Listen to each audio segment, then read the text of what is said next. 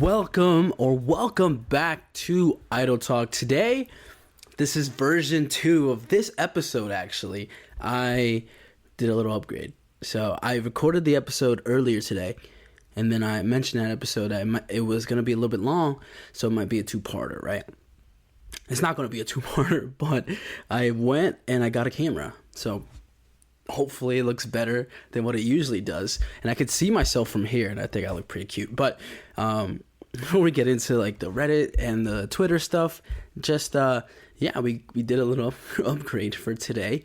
I'm super excited. Maybe I might return it and spend like $50 more plus tax to get the next one up, but we'll see. We'll figure it out as we go. Maybe I like it, maybe I don't. Well, we're gonna figure it out. So again, new setup. We got our MacBook in front of us.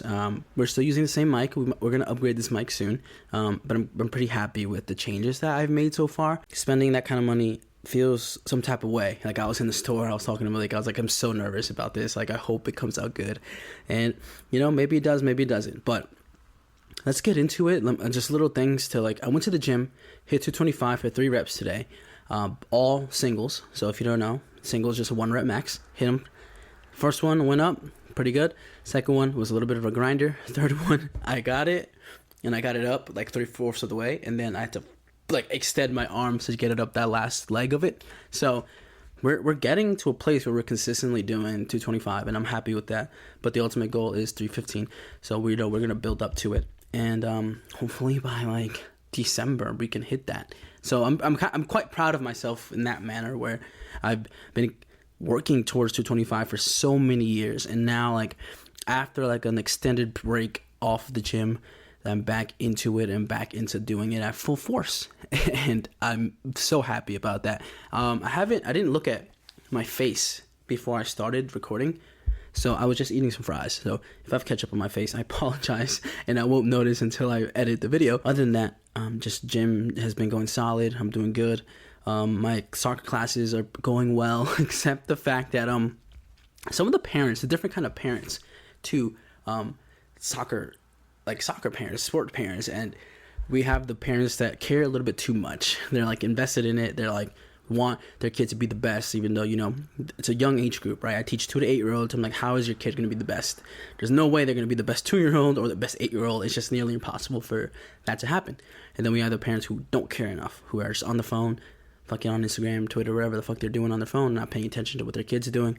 And sometimes their kid will look up to get reassurance from their parent, and it's sorry, I'm on my phone. So it sucks that way, but I have to be hey, good job, I see you, good job, good dribbling, things like that. And one particular instance on Wednesday, I have one of our most competitive classes to teach, and some of the girls in there, really competitive, will cut your throat out of how competitive they are. And then some of them are just I don't think they were expecting the class to be that kind of to be that competitive in that manner.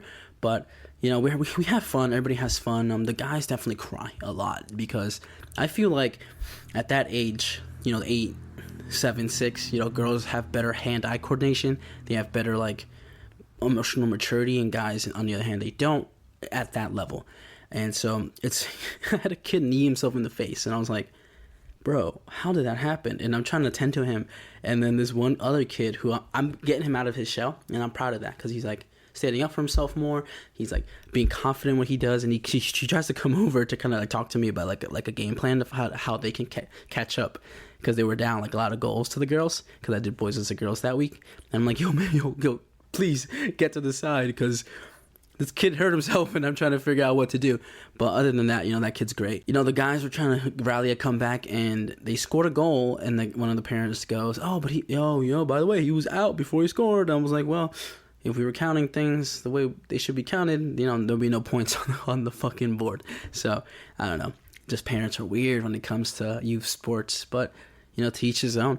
So, let's get into Reddit, Twitter, everything that we can think of. So this post says, I'm taking my daughters to McDonald's and the movies after school today. They have no idea. They think we're going home to do spring cleaning, which I already did. I could hardly contain myself. I'm so excited. This would be me as a parent. I do that with my sister all the time. I don't go home that often, right? Maybe I go every 60 to 90 days. I'm home in New York. So whenever I do go home, I bust her out of school. I say, oh, I'm going to take her to school. Psych, detour, we're going to the movies. So I do that with my sister all the time, and I'm going to continue to do that moving forward with my sister and like my future children. This next one is a doozy, and I found it so funny, and I hope you find it funny because it says, this may sound ... Do spices expire? ? Someone commented, technically, yes. Blackenly, no. And someone said, Blackenly has me, and there's a bunch of crying emojis. And then right underneath that, right, I'm going to show you, go boom, boom, boom. It says, bang on the counter, you'll be fine. And I swear, that's just something people of the fair skin don't do. But I feel like everybody else, they definitely bang, bang, bang their spices on the counter. I'm like, no, it's good to go. We don't need to buy new ones. I know I've done that before.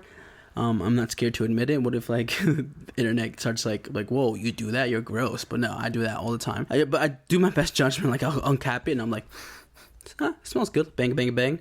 Smell it. If it smells sus, then I won't do it. Right? Fuck it. I won't do it. Right? But if it doesn't, if it smells pretty normal, fuck it. Throw that bitch on. I'm gonna cook it anyway. So I don't know. I feel like I do this a lot, and I have no shame. All right, let's listen to this, okay? My husband works, and I am a stay-at-home mom. He is the most unselfish person I know. I handle all the finances, and he has never said or acted like it was his money. It's our money. Anyway, he is upset with me because he found out I had a bank account he knew nothing about. I've been making money online and keeping it from him. Oh, he says that his problem is not that I've been making money online, but that I've been keeping it from him in an event of a divorce someday. He said that women keeping a stash of money in case the marriage fails is like a man keeping a side chick in case the marriage fails. We both need to be all or nothing. My mom raised me to have a secret stash that my husband doesn't know about. Is this wrong? Is my husband right? I don't think you're wrong, lady. I don't think the husband is right. I think your mom definitely knew what she was talking about when having a secret stash. I feel like everybody should have a secret stash. You should have your savings account, your checking account, a joint bank account, if anything, and a secret stash account, because you never know what's going to happen. First of all, great. He's awesome about the money, right? But that can change. You know, he's awesome until it's not awesome for him anymore, right? He could throw that in your face. He could tell you that since he makes the money, he has to make all decisions. When it comes to like a divorce or anything, he could be like, no, I control everything. Fuck that bitch. This is my shit, blah, blah, blah, right? So having a secret stash, it's like, it's useful, and it will hurt if you need to use it. So I don't think you should feel any kind of way for doing that. But I don't know. He maybe feels some type of way. And I feel like, you know, let's hear him out. Like, you know, like because he probably thinks he's the best husband, and he thinks he's working towards a good ass future with you, or a great future with you, and maybe that hurt him a little bit. But I think the stash is definitely well needed, and you should definitely have one. Our next picture is coming off of the abortion talks about controlling a woman's body, and it says, looks pretty bad down there. I'm sure glad we got aborted. I wish everyone could be aborted. And it's a cartoon of kids in heaven where they belong, because no fetus can defeat us.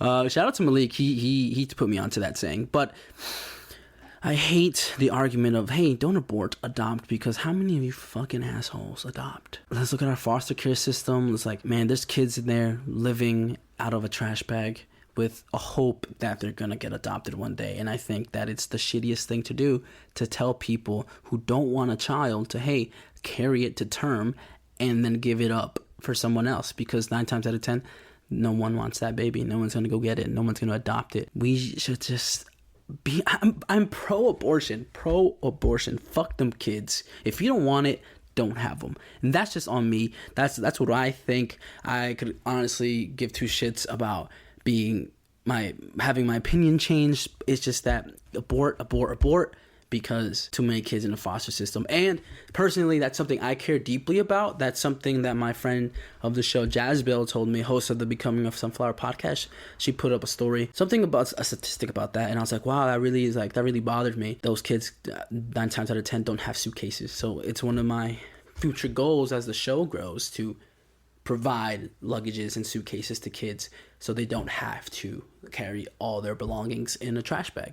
And that's something that means like very much to me. That's going to be part of my mission moving forward, growing this show and growing this just this company, and that's going to be one of our main pillars for, contributing back. So again, abort, because 9 times out of 10, I don't think people are going to adopt. Next. R off my chest. I have the biggest crush on my husband. I know people are going to come here and be like, well, yeah, it's your husband. Like, obviously, I love him. But there's a difference in loving someone and having a crush on them. And I have a crush on my husband. 8 years. And I still can't stop staring at him and thinking he's the most handsome guy. And when he stares back, I just get butterflies and feel myself blush. He makes me giddy and nervous. Not nervous in a bad way, but nervous in a I just want him to lean in and kiss me kind of way. Like my phone buzz and I hope it's him kind of way. And when we go out, I find myself struggling to find the perfect outfit because I want to look just right. And I'll spend forever curling my hair till it's perfect. I don't know. I'm basically being gushy and I don't really care. He's currently working on some paperwork and I'm sitting in the room with him. We haven't said anything, but I can't stop glancing up at him from my phone and just wondering how, out of all people, I get to be his wife. I love this for this woman. She is truly madly in love with her husband. She can't believe how madly in love she is. And I like to feel that way too. I like to be that head ass over my person, and I think in almost every relationship I've ever been in, I've felt this way until you stop feeling that way. But I hope she never stops feeling that way, and I hope he feels the same exact way for her, because that kind of like love and intimacy is so beautiful to me. And I'm glad she's this happy. I'm glad she's like rejoicing and like rubbing it in to people.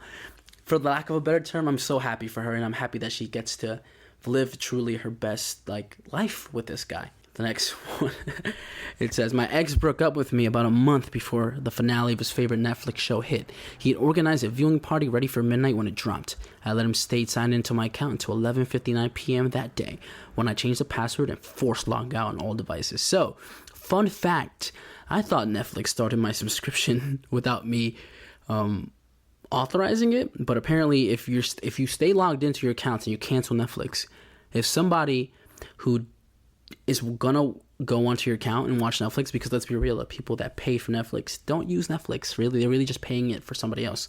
So they go in and boom, they log in, they watch one show, you're charged again $20. So it's just one of those things where you gotta go, force log out, change your password, and forget about it. Because honestly, I'll be real with you, that sucked.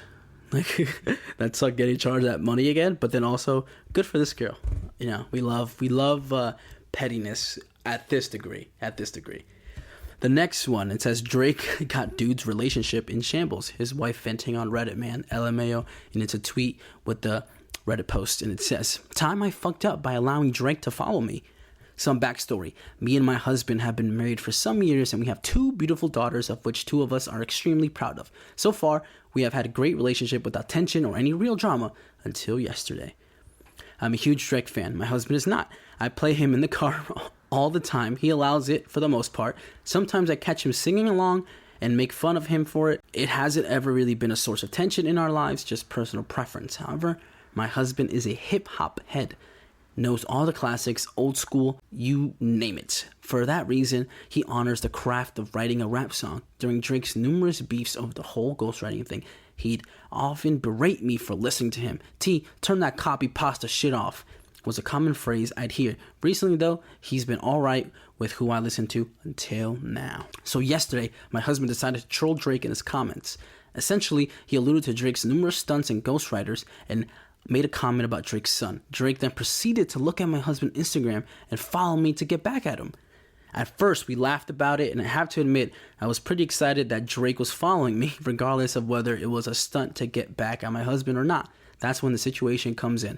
My husband asked me to delete the follow. It's not a big deal, T. We had our laugh. That's the thing. I don't want to delete his follow. I think it's really cool that Drake is following me. We even had a little chat over DM, nothing like that. But after I refused, he started acting weirdly jealous, looking over my shoulder, taking glances when he thinks I don't notice, and so I asked him what his deal was, and he exploded at me. Why couldn't you do this one thing? Am I not good enough for you? Etc. He's fuming now in the other room. Our relationship is strained because I didn't delete the follow and move on with my life. Fuck that guy. Fuck your husband. Because I saw the comment, like, live on Instagram, And when I saw Drake replying like in real time. Like I was like scrolling through, I was looking the replies that other people were saying, and then Drake's reply appeared, and I was like, what the fuck? No way. And it's so funny that I saw that on Twitter like instantly, and then read it like a few days later. And that's so crazy. Like, fuck you, the husband, fuck you for being, A, you're being insecure, B, you're talking about Drake's kid, right? Let's get the notion like that he thought Drake wasn't gonna see that comment, right? He probably thought, oh, there's no way Drake's gonna read this comment, he's super famous, doesn't have time, his team is probably reading it. No, like, celebrities are humans too, and we should start treating them as such. I feel oftentimes people treat celebrities as if they're in a zoo, and they're not. They're real people, they're real humans. Treat them with respect, because you never know when Drake's gonna follow your bitch. Not your bitch, your wife. And apparently you got a little upset about it, but you know, next time, think twice before you comment under somebody's post, because you never know what's gonna happen. Next, R True off my chest. I just finished beating someone up and I hate myself for it, but he kicked my cat. Boom. You don't need to hear the story. You don't need to hear the story, because that's justified. That needs to happen, okay? Never, ever, ever not defend your cat. But they put a cute picture of their cat, but I'll read you the story anyway. It says, I just had my roommate coming to my house drunk and starting to try... Blah, blah, blah, blah. I just had a roommate coming to my house drunk and trying to start a fight with me, and when I didn't reciprocate, he kicked my 6-week-old kitten. I proceeded to beat his ass for 30 minutes. I feel very ashamed, but I love my cat. It was multiple beatings in a 30-minute time frame. As you should. Fuck your roommate. Big dubs. I'm glad you defended your cat that way. I would do the same thing too, and I'll leave a poll right here. And you let me know if you do the same thing. 9 times out of 10, I feel like you would and you should. Okay, here's a little bit of some Doctor Strange talk. Multiverse of Madness. It says, does it go harder than Courage the Cowardly Dog? And if you don't know, big Courage the Cowardly Dog fan here. But somebody replies back, NFT profile picture. You know, let's not get into that. But he says, nothing goes harder than Courage. That shit was a masterpiece written by a bunch of mentally unstable folk. And if that's not the truth, I don't know what is. That shit went harder than it needed to be. And I love that show. Shout out to Vanessa, who she made me this dope ass painting. I'll like shift the video over so you can see it, but I love that painting. I love it so much. It's my favorite thing, and the fact that I have one of my favorite cartoons like embodied in this way means a lot to me. And that shit was like so worth the money. It says, you already know the taco is going to be trash when they serve them like this. And if you look at this picture, you damn well know that shit comes out garbage. This one is crazy. R True off my chest. I can't stand sex with my boyfriend because of his weird shaped penis. There, I said it. I can't talk to anyone about this because I'll be called a bitch. I'm not sure how much of this he can help. Reasons below. I mean, I've never been anything but supportive. I spent months consoling him because he can't get it up most of the time anyway. When he took his Viagra and can actually keep it up longer than a few minutes, he can't even get it in unless it's from behind and I'm propped up against the bed, upside down. Not exactly romantic or appealing when I have to maneuver myself like this. Any other position is impossible. His dick is so severely curved downwards when he does get hard, and the tip is actually pointing backwards, like towards his butt hole. If he stands up with an erection, it points between his legs, and I've tried looking for pictures on the internet, and I've never seen one as badly curved as his. I persuaded him to go to the doctors, and they said it was probably Peyronie's disease, and he refused to see a specialist. He'll need surgery to correct it. I mean, I get it, it's scary, and I do feel for him sometimes, but the doctor also said it's probably due to excessive masturbation in a certain position, and his impotence is also due to the death grip from watching too much porn. Girl, you're better than I could ever be. I don't think I could ever be in your shoes and be as supportive as you are, because at the end of the day, he's choosing vices that are hindering him and his romantic relationships. And the fact that you're sticking along this much is truly like a good credit to you. Proud of you. But at the end of the day, if it's not working out for you, leave. He's not going to change. He's refusing to change now after you've been so supportive and you've been trying everything and you've been getting in all these weird things. Like, at the end of the day, if he wants to change for you and for himself, he's going to. If he doesn't want to, he doesn't care enough to. He doesn't care enough to try, to even attempt it. So, at the end of the day, leave. Next. Anyone here just goes out at night and fights people? My life was boring as fuck, so I started going out and just fighting people. I started putting on a ski mask, and at first it was only homeless people. Then it evolved to high school students, and now I'm picking fights with grown men. I even have a nemesis. I beat up the same guy a couple times, found out where he works, so I catch him off guard after he gets off work. He's been posting on Facebook about catching me at night and giving me what I deserve. Dude drives around at night with a shotgun trying to kill me. My life is so much more exciting, and now, am I crazy for doing this? Sir, this thing is tagged as a meme, so let's hope it's a meme, right? Hope it's a meme, because I would hate to be the guy that gets fucked up after leaving work. If you caught me on a Wednesday, my life would be ruined, bro. If you kept fucking me up on a Wednesday, I'd be like, fuck you. I'm getting strapped. Immediately just walk around with that shit, because fuck, imagine getting your ass beat as soon as you get out of work. Imagine it's a long day at the office and you're getting out of work, and then all of a sudden it's like your enemy, your nemesis comes up to you and starts beating your ass again, because he knows when you're going to come out. You don't even know when he is going to be there. He could not be there that day. You'll never know until you come out and walk out the office. So it's tagged as a meme. Hopefully it's the meme. But if that guy is actually like real and legit and just pretended to tag it as a meme, man, props to him, because that sounds funny as hell. The next little screenshot from Reddit says, scenario: you have 5 minutes to prepare before a guy breaks into your house with the intention to kill you. You cannot exit your house. What is your strategy to survive? Think about it. I'll give you a little moment. Think about what would you do if that was you? Any moment. What's your strategy? This lovely person comments, go to the living room. And no comment. We'll leave it there. Next is a little a comic panel that I saw, and I kind of wanted to share with you guys. I thought it was funny. It says Master Wayne. So it's Alfred talking to Bruce Wayne. He's in the Batcave, and he says, he's here, sir. And then Superman walks into frame, right? He's holding something. And Batman says, you stop for tea? Superman replies, I didn't even see Alfred give it to me. And then it's a close-up to his face. And it says, it's his superpower. I delivered Clayface to the Arkham staff. They were very grateful. And Bruce Wayne replies, I prefer they're incompetent. The last panel doesn't matter. The fact that Alfred's superpower is giving people tea is fucking hilarious. And I just wanted to share it with you guys. I thought that was pretty funny. Next, the tweet says, this lady at my job pissed because she put her boyfriend out last night and he ain't have nowhere to stay. So he goes to the casino and he hit 10K. Now he keeps FaceTiming her, counting the money.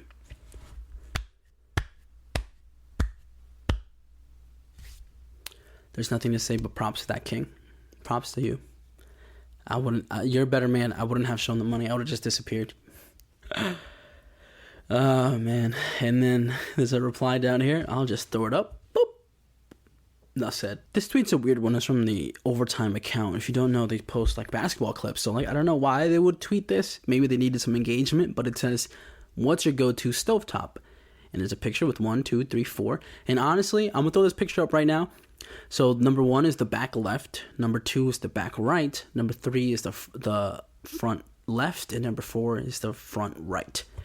And I am a number 3 user till I die. Just something about left hand, right hand cooking, moving it back if I need it to simmer, moving it back up if I need the heat to come up. Number 3 is my go-to stovetop. And you let me know either in the comments. I can't put a poll with all 4 options, but I think if you're number 1 or number 3, you're all right in my book. 2 and 4 is just too weird for me. A 2 and 3 though, you combine the 2 and 3, you know what? You're invited. You're invited to my house. You can invite to cook anytime, because I think that's a good combination, 2 and 3. But personally, I'm a 1 and 3. Next on Twitter. Real life interaction, not a screenshot not a photo of a screenshot. I took the screenshot. It says, horse semen. I think it has the same calories as a Big Whopper. I don't know how much horse semen adds up to a Big Whopper, but it does. Someone said, who's gonna test this? Eye emoji. And someone replies to that guy, says, just for that post, player, tonight you get to go one-on-one with the Federal Bureau of Investigations. And it's Teddy Long. If you don't know who Teddy Long is, and if you don't watch wrestling or even a little bit of it, it's this guy his thing used to be that he would always make the bad guys go one-on-one with The Undertaker. And if that's the name you recognize, and you don't watch wrestling, because that's how iconic he is, but The Undertaker is a scary dude in that realm. And the fact that people would always be surprised when he would say it was just the best part of that bit. Next is this cute little picture at are mildly interesting. Cat fits in bike water holder. Look at him. Cute ass cat. I once put my cat in my pocket, and I think that's why she hates me. Found out my cat likes plastic bowls on her head, so now this is a thing. And I think we'll end Idle Talk on this cute ass picture. Look at it. And thanks for listening. leave us a review on iTunes and Spotify. 5 stars, please. Helps us out a lot. Helps us out with engagement. Follow us on TikTok and Instagram at Idle Talk Pod. And thanks for supporting us on TikTok. We've been growing.